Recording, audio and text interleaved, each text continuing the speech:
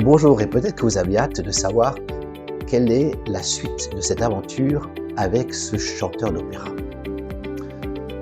Eh bien, pour ceux qui n'ont pas écouté la première ni la deuxième vidéo, je suis en train de vous dire comment je suis arrivé au succès dans lequel je suis aujourd'hui dans mon rôle d'hypnothérapeute au centre-ville de Genève, après une rencontre inattendue avec un chanteur d'opéra qui était mon voisin pour quelques temps, le temps de sa prestation à l'Opéra de Genève.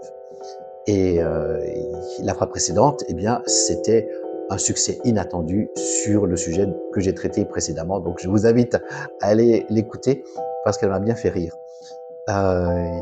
Et puis, euh, j'étais assez fier de moi, de ce premier succès. Donc, en réalité, c'est mon premier client. Et je me sens pousser des ailes.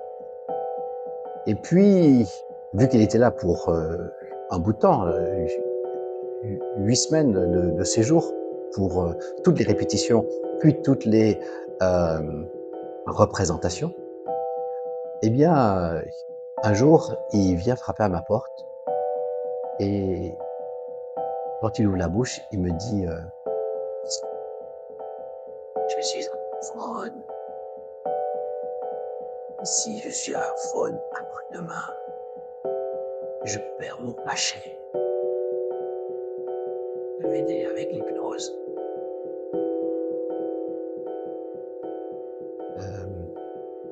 Je lui dis, c'est un sujet complexe, parce que là, c'est physiologique. Tes cordes vocales sont enflammées. Je suis pas médecin.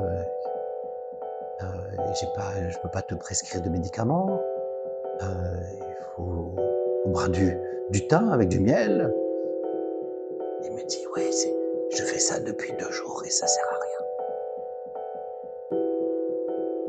Je sais que mon inconscient, il peut m'aider. C'est ce qu'on apprend dans la littérature, c'est ce qu'on apprend pendant les cours. Et la force de l'inconscient, qui est une force guérissante, réparatrice, transformatrice. Et il y croit. Il fait placebo, donc 50% de chance de réussite déjà. L'effet placebo, c'est ça. Il a confiance en moi, donc ça fait plus que 50%. Allez, au pire, ça fera rien. Donc je lui dis, c'est un sujet vraiment complexe. Et là, je lui avoue ne jamais avoir traité ce sujet. Il va falloir que je m'y prépare. Il me dit, c'est urgent. Le concert, c'est dans 2 jours. Ok, je lui dis, on voit ça demain. Et là, je trouve rien dans ma littérature.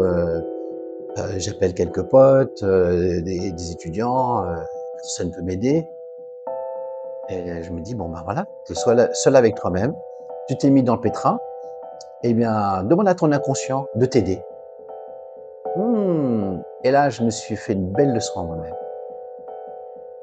Parce que je me suis rappelé que j'étais tombé dans l'hypnose grâce à l'auto-hypnose. Donc je commence à me faire une auto-hypnose sur qui je suis, c'est qui cet imposteur qui tout d'un coup se prétend pouvoir résoudre ses problèmes et que en fait il y a une part qui dit oui et une part qui dit t'es fou, t'es insensé. Et voilà que je me fais mon auto-hypnose et mon rêve métaphorique. Et dans ce rêve métaphorique, je découvre comment traiter le sujet de sa voix qui est aphone. Donc je me mets à écrire, tac, tac, tac, tac, tac, je rédige ma métaphore et puis mes suggestions et il revient. Je fais mon travail dans les règles de l'art et il repart, il est toujours aphone. Il rentre chez lui, c'est le soir et c'est le lendemain qu'il a la représentation.